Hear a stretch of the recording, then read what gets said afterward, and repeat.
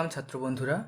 আমি Sampad Bag, BSc from Narendrapur Ramakrishna Mission, MSc from IISc and now pursuing PhD from the same institute. তো আজ আমি তোমাদের যে চ্যাপ্টারটা পড়াবো সেটা হলো পরমাণুর গঠন বা অ্যাটমিক স্ট্রাকচার। তোমাদের সমস্ত রকম বোর্ডের কথা মাথায় রেখে, অর্থাৎ West Bengal board, CBSE board, সমস্ত বোর্ডের কথা মাথায় রেখে আমরা এই লেকচারটা বাংলা এবং ইংরেজি দুটো মিশিয়েই বলবো, যাতে তোমাদের সকলের বুঝতে সুবিধা হয়। কেমিস্ট্রি অর্থাৎ কেমিস্ট্রির যে ট্রিটা আছে, এর মূল যে চ্যাপ্টারটা সেটাই হলো অ্যাটমিক স্ট্রাকচার চ্যাপ্টার। এই চ্যাপ্টারটা ভালো করে না বুঝলে তোমরা পরবর্তী চ্যাপ্টারগুলো ভালো করে বুঝতে পারবে না। যেমন পিরিয়ডিক টেবিল, এই চ্যাপ্টারগুলো বুঝতে অসুবিধা হবে। তাই খুব মন দিয়ে লেকচারটা শেষ পর্যন্ত দেখো। তো পরমাণুর গঠন শুরু করার আগেই আমি প্রথমে বলবো যে পরমাণু বা অ্যাটম কাকে বলে। তোমরা ঘরের চারপাশে যা কিছু দেখো, ঘর বাড়ি গাছপালা সমস্ত কিছুই পরমাণু বা অ্যাটম দিয়ে তৈরি। অর্থাৎ মনে করো একটা ইঁট, তাকে যদি আমরা ভাঙতে থাকি এবং ভাঙতে ভাঙতে এতটাই ছোট করি যেটা অ্যাংস্ট্রম রেঞ্জে হয়, অর্থাৎ 10⁻⁻10 মিটার, এই রেঞ্জে এতটা ছোট করে যদি আমরা ভাঙতে পারি, তাহলে আমরা যে জিনিসটা পাবো সেটাকেই পরমাণু বা অ্যাটম বলে। এবার আমরা জেনে নেব যে পরমাণু বা অ্যাটমের মধ্যে কি কি থাকে, অর্থাৎ পরমাণু বা অ্যাটম কি দিয়ে তৈরি। তো যে জিনিস দিয়ে তৈরি সেগুলোকে বলা হয় অবপারমাণবিক কণাসমূহ, ইংরেজিতে বলে সাব অ্যাটমিক পার্টিকলস। দেয়ার আর 3 সাব অ্যাটমিক পার্টিকলস, অর্থাৎ 3 ধরনের সাব অ্যাটমিক পার্টিকেল আছে জেনারেলি পরমাণুর মধ্যে: ইলেকট্রন, প্রোটন, নিউট্রন।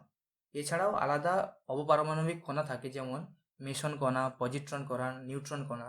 সেগুলো বিভিন্ন আলাদা মৌলের ক্ষেত্রে পাওয়া যায়, যেমন তেজস্ক্রিয় মৌলের ক্ষেত্রে বিভিন্ন আলাদা ধরনের অবপারমাণবিক কণা থেকে থাকে।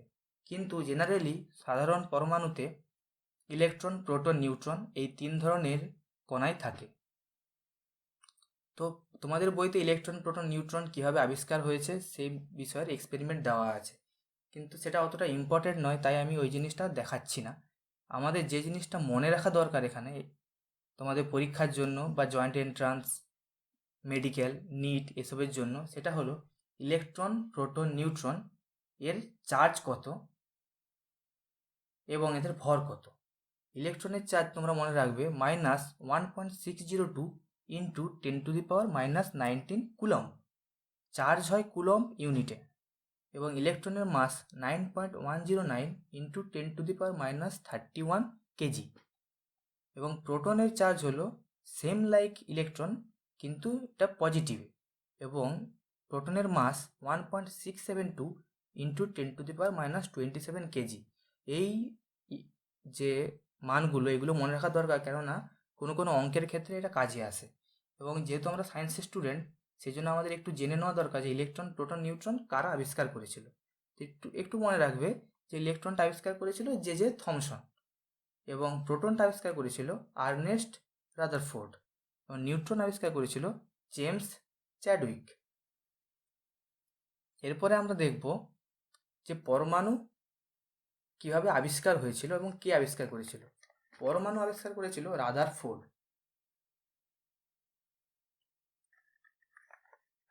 রাদারফোর্ড আলফা কণা বিচ্ছুরণ পরীক্ষার মাধ্যমে 1911 খ্রিস্টাব্দে পরমাণু আবিষ্কার করেন। তো তার এক্সপেরিমেন্টটা কী ছিল?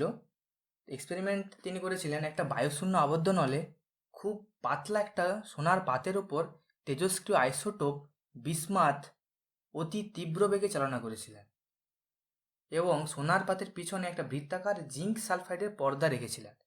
তো এক্সপেরিমেন্টটা কেমন আমি তোমাদের ছবিতে দেখিয়ে দিচ্ছি, দেখো। এখানে এটা হলো বিসমাথের উৎস, এখান থেকে আলফা রশ্মি চালনা করা হয়েছে। আলফা রশ্মিতে আলফা কণা আছে যেগুলো পজিটিভ চার্জযুক্ত, এটা মনে রাখতে হবে, এটা এক্সপেরিমেন্টের জন্য খুবই ইম্পর্টেন্ট, যে আলফা রশ্মিতে যে আলফা কণা আছে সেটা পজিটিভ আধানযুক্ত, এবং একটা সোনার পাতের ওপর এই আলফা কণাগুলো চালনা করা হয়। আর এই সোনার পাতের পেছনে একটা জিঙ্ক সালফাইডের পর্দা দেওয়া আছে, এইটা হলো জিঙ্ক সালফাইডের পর্দা। এই জিঙ্ক সালফাইডের পর্দা কেন? কেননা জিঙ্ক সালফাইডের ওপর যদি আলফা রশ্মি এসে পড়ে, তাহলে জিঙ্ক সালফাইডের উপর উজ্জ্বল আলোক বিন্দু দেখতে পাওয়া যায়। তো এই এক্সপেরিমেন্টের পরে তিনি দেখলেন এই সোনার পাতের পেছনে প্রচুর উজ্জ্বল আলোক বিন্দু দেখা যাচ্ছে, এবং এর পেছন ছাড়াও বিভিন্ন দিকে, যেমন এই দিকে, সাইডের দিকে, এদিকে এবং এই দিকেও, যেটা আমি লাল কারসার দিয়ে দেখাচ্ছি দেখো, বিভিন্ন জায়গায় উজ্জ্বল বিন্দু দেখতে পান। তো এখান থেকে তিনি কনক্লুশন করতে শুরু করেন যে অ্যাকচুয়ালি সোনার পাতের মধ্যে কি আছে। তো তিনি বললেন যে সোনার পাতের মধ্যে অ্যাটম আছে, এবং তার কনসেপ্টটা এরকম যে তার কেন্দ্রে আছে একটা পজিটিভ চার্জ। কেন তিনি বললেন এটা কেন্দ্রে পজিটিভ চার্জ, সেটা আমি বলে দিচ্ছি। ধরো আলফা কণাগুলো চালনা করা হচ্ছে, সেগুলো যেহেতু পেছনে এসে উজ্জ্বল আলোক বিন্দু ক্রিয়েট করছে, তাই তিনি বললেন আলফা কণাগুলো অ্যাটমের মধ্যে দিয়ে পাস করে যাচ্ছে এভাবে, যেটা নীল কার্সার দিয়ে আমি দেখিয়ে দিচ্ছি দেখো। তাই এই আলফা কণাগুলো পাস করছে বলেই এখানে যে জিঙ্ক সালফাইডের পর্দাটা দেওয়া আছে সেখানে উজ্জ্বল আলোক বিন্দু দেখা যাচ্ছে। এবং এই সাইডের দিকে আলোক বিন্দুগুলো কেন দেখা যাচ্ছে? যেহেতু আলফা কণা পজিটিভ চার্জ যুক্ত, তাই যখনই এই বরাবর আলফা কণাগুলো আসছে, সেগুলো এই পজিটিভ চার্জ বিকর্ষণের জন্য এদিকে বেঁকে যাচ্ছে, অর্থাৎ এদিকে আলফা কণাগুলো দেখা যাচ্ছে। আর যে আলফা কণাটা এই বরাবর আসছে, সে আলফা কণাটা বিচ্ছুরিত হয়ে এদিকে চলে যাচ্ছে। তাই এদিকেও কিছু আলফা কণার জন্য উজ্জ্বল আলোক বিন্দু দেখা যাচ্ছে। তো এই এক্সপেরিমেন্টের পর তিনি সিদ্ধান্তে আসা শুরু করলেন যে একটা সোনার পাতের মধ্যে কি কি আছে। তো তিনি বললেন যে রাদারফোর্ড সেখান থেকে পরমাণুর মডেল দিতে শুরু করলেন যে পরমাণুর মধ্যে অ্যাকচুয়ালি কি আছে। তো প্রথম যে তিনি সিদ্ধান্তটা দিলেন এই এক্সপেরিমেন্ট থেকে, সেটা হলো প্রতিটি পরমাণুর কেন্দ্রস্থলে একটি ধনাত্মক আধানযুক্ত কেন্দ্রীন বা ইংরেজিতে যাকে বলে নিউক্লিয়াস বর্তমান। কেন বললেন পজিটিভ চার্জযুক্ত? কেননা পজিটিভ চার্জযুক্ত যে আলফা কণাগুলো চালনা করেছিলেন সেগুলো বিকর্ষিত হয়ে উল্টো অন্যদিকে গিয়ে পড়ছিল, তাই সেখান থেকে তিনি বললেন কেন্দ্রস্থলে একটা ধনাত্মক আধানযুক্ত কেন্দ্রীন বর্তমান। তো তিনি যে পিকচারটা দিলেন অ্যাটমিক মডেলের, সেটা হলো এই রকম। এবং তিনি পরের সিদ্ধান্তে বললেন যে নিউক্লিয়াসের আকার সমগ্র পরমাণুর তুলনায় খুবই ক্ষুদ্র, কেননা অধিকাংশ আলফা কণাগুলোই অ্যাটমের মধ্যে পাস করে যাচ্ছিল, কারণ এদিকে ফাঁকা জায়গা, এদিক দিয়ে সমস্ত আলফা কণাগুলো পাস করে পেছনে জিঙ্ক সালফাইডের পর্দার উপর গিয়ে পড়ছিল। এবং পরের সিদ্ধান্তে তিনি বললেন বেশিরভাগ স্থানই ফাঁকা থাকে একটি অ্যাটমের মধ্যে, কেননা যেহেতু বেশিরভাগ আলফা কণা পাস করে যাচ্ছে, তাই তিনি বললেন যে বেশিরভাগ স্থান ফাঁকা, খুবই সিম্পল। এবং পরের সিদ্ধান্তে তিনি বললেন পরমাণুর সমস্ত ধনাত্মক আধান কেন্দ্রেই অবস্থান করে, কেননা এই কেন্দ্রের বরাবর যে আলফা কণাগুলো আসছিল সেগুলো বেঁকে এদিকে যাচ্ছিল, বা এদিক থেকে যেগুলো সোজা আসছিল সেগুলো বেঁকে এদিকে বেঁকে যাচ্ছিল। তাই তিনি বললেন যে ধনাত্মক চার্জ যেটা আছে সেটা একমাত্র কেন্দ্রেই আছে। এবং পরের সিদ্ধান্ত যেটা বললেন যে কেন্দ্রের বাইরের অংশে ইলেকট্রনগুলি কেন্দ্রের চারিদিকে সমকেন্দ্রিক বৃত্তাকার কক্ষপথে আবর্তন করে। এই যে সমকেন্দ্রিক বৃত্তাকার কক্ষপথ, এই কক্ষপথে যে ইলেকট্রনগুলি যেগুলো আছে সেগুলো এই বৃত্তাকার কক্ষপথে আবর্তন করছে, এটা তার পরের সিদ্ধান্তে তিনি বললেন। এবং তারপরে তিনি বললেন এই পজিটিভ চার্জযুক্ত নিউক্লিয়াসের চারিদিকে ঘূর্ণায়মান ইলেকট্রনগুলির মধ্যে স্থির তাড়িতিক আকর্ষণ বল অর্থাৎ ইলেকট্রোস্ট্যাটিক ইন্টারঅ্যাকশন এবং কেন্দ্রাতিক বল অর্থাৎ সেন্ট্রিফিউগাল ফোর্স বর্তমান, এবং এই দুটি ফোর্স পরস্পরের বিপরীতমুখী।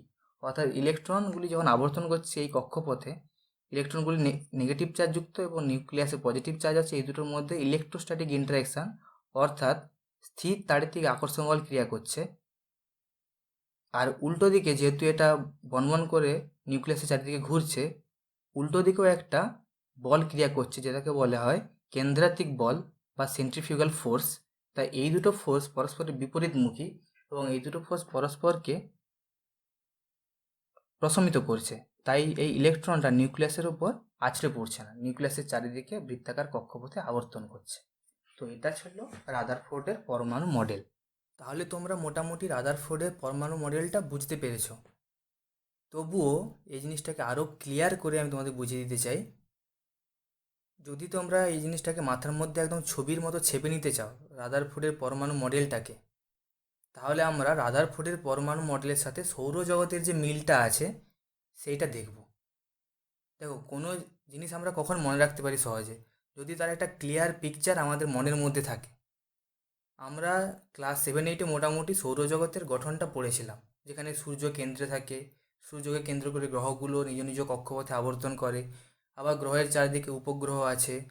সেরকমই এখানে যদি আমরা রাদারফোর্ডের সাথে সৌরজগতের সাদৃশ্যটা দেখি, তাহলে আমাদের রাদারফোর্ডের পরমাণু মডেলটা একদম ক্লিয়ার হয়ে যাবে। তাহলে আমরা প্রথম সাদৃশ্যটা দেখে নেব। প্রথম সাদৃশ্য হলো, সৌরজগতে সূর্যকে কেন্দ্র করে গ্রহগুলি নিজ নিজ কক্ষপথে আবর্তন করে। দেখো, সৌরজগতে সূর্যকে কেন্দ্র করে গ্রহগুলি নিজ নিজ কক্ষপথে আবর্তন করে, এবং রাদারফোর্ডের পরমাণু মডেলেও ইলেকট্রনগুলি নিউক্লিয়াসকে কেন্দ্র করে তার নিজ নিজ কক্ষপথে আবর্তন করে। তাহলে এটা একটা সাদৃশ্য। দ্বিতীয় সাদৃশ্য হলো, সৌরজগতে আবর্তনশীল গ্রহগুলির কেন্দ্রাতিক বল এবং সূর্য এবং গ্রহগুলির মধ্যেকার আকর্ষণ বল পরস্পরকে প্রশমিত করে। মানে তার জন্য কক্ষপথ থেকে সূর্যগুলি কখনো সূর্য থেকে কক্ষপথে যে গ্রহগুলি আবর্তন করে, সেগুলো কখনো ছিটকে যায় না, বা গ্রহগুলি সূর্য থেকে দূরে সরে যায় না। নিউক্লিয়াসও সেরকম, ইলেকট্রনগুলি কেন্দ্রাতিক বল এবং নিউক্লিয়াস ও ইলেকট্রনগুলির মধ্যে স্থির তাড়িতিক আকর্ষণ বল, যেটা আমি তোমাদের আগের পেজে বলেছি। মানে এখানে নিউক্লিয়াস ইলেকট্রনের মধ্যে ইলেকট্রোস্ট্যাটিক ইন্টারাকশান আছে, এবং যেহেতু ইলেকট্রনটা চারিদিকে ঘুরছে, সেটাও একটা বাইরের দিকে বেরিয়ে যাওয়ার একটা বল আছে। এই দুটো বল পরস্পরকে প্রশমিত করছে, সেই জন্য ইলেকট্রনগুলি নিউক্লিয়াসে আছড়ে পড়ে না বা নিউক্লিয়াস থেকে দূরে ছিটকে যায় না। তাই এটাও একটা সাদৃশ্য, যে দুটোই নিজ নিজ কক্ষপথে আবর্তন করছে, গ্রহগুলো এবং এখানে ইলেকট্রনগুলো কেউ কিন্তু ছিটকে যাচ্ছে না বা নিজের নিউক্লিয়াস বা সূর্যের উপর আছড়ে পড়ছে না। এরপরে যেটা সাদৃশ্য, সেটা হলো, যে কোনো গ্রহের তুলনায় সূর্যের ভর অনেক বেশি, এটা তোমরা জানো। যে কোনো গ্রহের তুলনায় সূর্যের ভর অনেক বেশি, এবং এখানেও ইলেকট্রনের তুলনায় নিউক্লিয়াসের ভর অনেক বেশি। কেননা নিউক্লিয়াসে প্রোটন থাকে, প্রোটনের ভর তোমরা জানো অনেক বেশি ইলেকট্রনের থেকে। তাই ইলেকট্রনের তুলনায় নিউক্লিয়াসের ভর অনেক গুণ বেশি। পরের সাদৃশ্যটা হলো, সৌরজগতে তোমরা জানো অধিকাংশ স্থানই ফাঁকা, এবং পরমাণুতেও আমি তোমাদের দেখিয়েছি যে অধিকাংশ স্থানই ফাঁকা থাকে। তাহলে এইগুলো হলো রাদারফোর্ডের পরমাণু মডেলের সাথে সৌরজগতের গঠনের সাদৃশ্য। তা সাদৃশ্যের সঙ্গেও সেখানে কিন্তু অনেক বৈসাদৃশ্যও আছে, সেগুলোও কিন্তু আমরা দেখে নেব। তাহলে বৈসাদৃশ্যের মধ্যে প্রথম যেটা বৈসাদৃশ্য হলো, সৌরজগতের প্রত্যেকটি কক্ষপথে একাধিক গ্রহ থাকতে পারে না। একটা কক্ষপথে একটা গ্রহই থাকে, এবং গ্রহের চারদিকে উপগ্রহ থাকতে পারে, কিন্তু গ্রহ একটাই থাকে। পরমাণুতে একটি কক্ষপথে এক বা একাধিক ইলেকট্রন থাকতে পারে, এটা কিন্তু মনে রাখবে। একটা কক্ষপথে কিন্তু একাধিক ইলেকট্রনও থাকতে পারে। পরের বৈসাদৃশ্যটা হলো, সৌরজগতে সূর্য এবং গ্রহগুলি নিস্তড়িত, কোনো এখানে আধান নেই, সূর্যের আধান বা গ্রহগুলির কোনো আধান নেই। পরমাণুতে নিউক্লিয়াস পজিটিভ চার্জযুক্ত, ইলেকট্রন আবার নেগেটিভ চার্জযুক্ত, এগুলোর আধান আছে। পরের পয়েন্ট হলো, সৌরজগতের গ্রহগুলির ধর্মগুলি পৃথক। যেন কোনো গ্রহটা ছোট, তার ভর কম, কোনো গ্রহ বড়, তার ভর বেশি। এভাবে গ্রহগুলির সবগুলো কিন্তু একই রকম নয়, কিন্তু পরমাণুতে প্রত্যেকটা ইলেকট্রনের ধর্ম অনুরূপ, আলাদা নয়, কিন্তু প্রত্যেকটা ইলেকট্রন একই ধর্মের। এবং পরের পয়েন্ট হলো, সৌরজগতের গ্রহ এবং সূর্যের মধ্যে মহাকর্ষীয় আকর্ষণ বল ক্রিয়া করে, এটা তোমরা জানো। এবং এখানে আমিও আগের স্লাইডে বলেছি, পরমাণুতে নিউক্লিয়াসে ইলেকট্রনগুলির মধ্যে স্থির তাড়িতিক আকর্ষণ বল ক্রিয়া করে, যেটা হলো ইলেকট্রোস্ট্যাটিক ইন্টারাকশান। পরমাণুতে ইলেকট্রন নেগেটিভ আর কেন্দ্রে আছে পজিটিভ, তাই পজিটিভ নেগেটিভের মধ্যে একটা আকর্ষণ বল ক্রিয়া করছে। তাই এই আকর্ষণ বল অ্যাটমের ক্ষেত্রে দেখা যায়। তাহলে এগুলো মোটামুটি বৈসাদৃশ্য তোমরা বুঝতে পারলে। তাহলে এখান থেকে তোমাদের মোটামুটি রাদারফোর্ডের পরমাণু মডেলটা ক্লিয়ার হয়ে গেল, যে ওখানে কী কী আছে। যে একটা কেন্দ্রে নিউক্লিয়াস আছে, চারদিকে ইলেকট্রনগুলি ঘুরছে, নিউক্লিয়াসে পজিটিভ চার্জ এবং ইলেকট্রনের নেগেটিভ চার্জ। এইভাবে মোটামুটি তোমরা একটা পিকচার মাথায় রাখতে পারো যে এটা অ্যাটমের স্ট্রাকচার, ব্যাস এটুকু জানলেই হবে। এরপরে আমরা যে ইন্টারেস্টিং টপিকটা পড়বো, সেটা একটু নতুন ধরনের জিনিস। সেটা হলো ইলেকট্রোম্যাগনেটিক রেডিয়েশন। এটা একটা নতুন জিনিস, যেটা ফিজিক্সেও পড়ানো হয়, কেমিস্ট্রিতেও পড়ানো হয়। এবার কেমিস্ট্রিতে আমরা কেন পড়বো, কেননা এর পরে আমরা হাইড্রোজেনের রেখা বর্ণালী পড়ব। এই হাইড্রোজেনের রেখা বর্ণালী বোঝার জন্য ইলেকট্রোম্যাগনেটিক রেডিয়েশনটা বুঝে নেওয়া একটু দরকার, এবং এখান থেকে জয়েন্টে এবং নিটে অনেক প্রশ্ন হয়ে থাকে, যেগুলো এই এই জিনিসটা পড়ে নিলে তোমাদের অনেক প্রবলেম সলভ করতে সুবিধা হবে। তো আমরা স্টার্ট করছি ইলেকট্রোম্যাগনেটিক রেডিয়েশন। তো রেডিয়েশন কি? রেডিয়েশন হলো ফ্লো অফ এনার্জি, মানে এনার্জিটা ফ্লো হবে কোনো মিডিয়াম বা মিডিয়াম ছাড়াই। যেমন সূর্যের আলো আসছে, এটা কোনো মিডিয়াম থাকলেও আলো আসবে, কোনো মিডিয়াম ছাড়াও সূর্যের আলো ট্রাভেল করতে পারে। এটা হলো ইলেকট্রোম্যাগনেটিক রেডিয়েশন। তো এই রেডিয়েশনটা কেমন?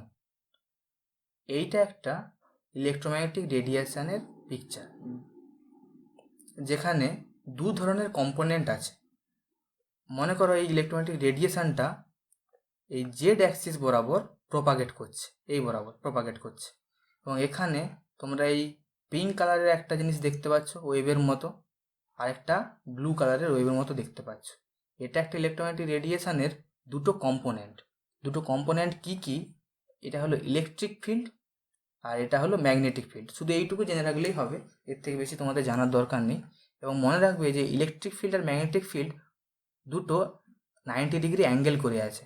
এই ইলেকট্রিক ফিল্ডটা তোমরা দেখতে পাচ্ছ এই এক্স ওয়াই প্লেন বরাবর, আর ম্যাগনেটিক ফিল্ডটা এই এক্স জেড প্লেন বরাবর, এই প্লেন বরাবর, আর ইলেকট্রিক ফিল্ডটা এই প্লেন বরাবর, দুটো পরস্পর পারপেন্ডিকুলার প্লেনে আছে।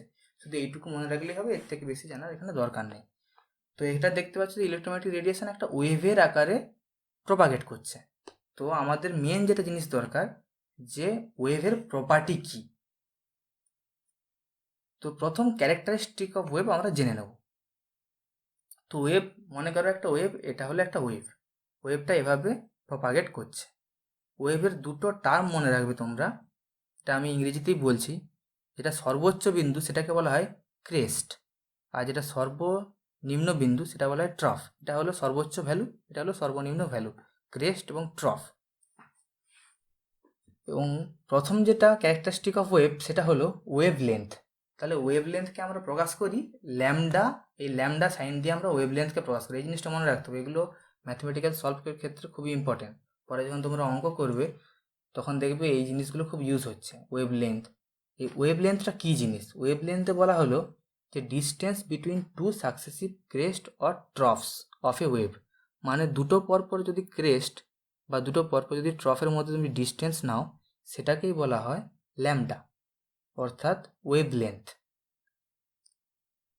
এই জিনিসগুলো তোমরা ইংরেজিতেই জানলে ভালো হয়, কেননা এই জিনিসগুলো জেনারেলি তোমার নিটে বা মেডিকেলের ক্ষেত্রে অনেক প্রবলেম সলভ করতে আসে, এবং এই প্রশ্নগুলো সবই নিটের ক্ষেত্রে বা মেডিকেলের ক্ষেত্রে প্রশ্নগুলো সব ইংরেজিতেই হয়। তো সেখানে ওয়েভ লেন্থ বা এই সমস্ত টার্মই বলা থাকবে। তো তোমরা যদি ইংলিশ টার্মই জেনে রাখো তাহলে তোমাদের প্রবলেম সলভ করতে পরে সুবিধা হবে, তাই আমি এই জিনিসগুলো ইংরেজিতেই বলছি। তো ওয়েভলেন্থ তোমরা বুঝলে যে পরপর দুটো ক্রেস্ট বা পরপর দুটো ট্রফ এর মধ্যে যে ডিস্টেন্স সেটাকেই বলা হয় ল্যামডা বা ওয়েভলেন্থ।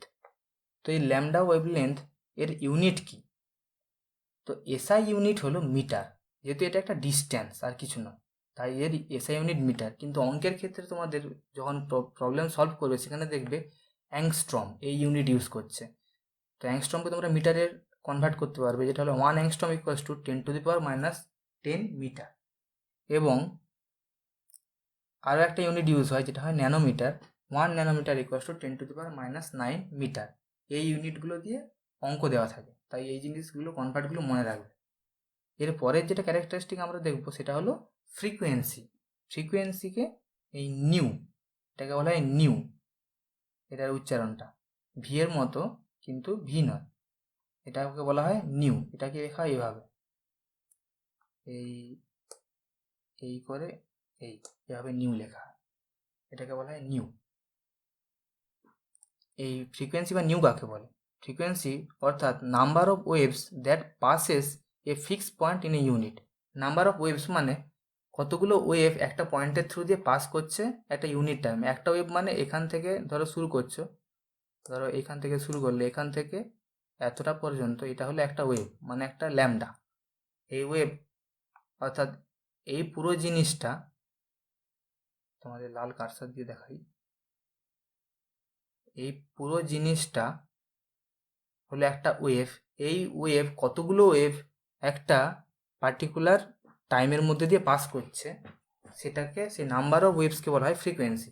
মানে ধরো বৃষ্টি পড়ছে, 1 মিনিটের মধ্যে কটা বৃষ্টির কণা পড়লো, সেই নাম্বারটা হলো ফ্রিকোয়েন্সি, খুব ইজিলি।